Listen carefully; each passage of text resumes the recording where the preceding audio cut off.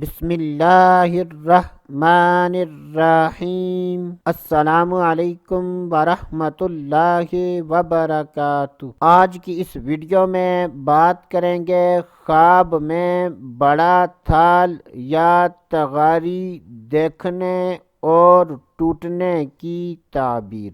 جب بھی خوابوں کی تعبیر بیان کی جائے اور اس میں مرد و عورت میں سے کسی کا ذکر نہ ہو تو اس سے مراد مرد و عورت دونوں ہیں۔ حضرت سیدنا ابن سیرین رحمۃ اللہ تعالی علیہ نے ارشاد فرمایا کہ اگر کوئی عورت خواب میں بڑا تھال یا تغاری دیکھے تو اس کی 3 تعبیریں ہیں۔ خواب دیکھنے والی عورت غم گسار اور نیک ہوگی، اور ایسی عورت لوگوں کو اچھا راستہ دکھائے گی، اور اگر خواب دیکھنے والی برے کاموں یا برے لوگوں کی صحبت میں ہے تو برے لوگوں سے چھٹکارا پا کر نیک کاموں کی طرف مائل ہو جائے گی۔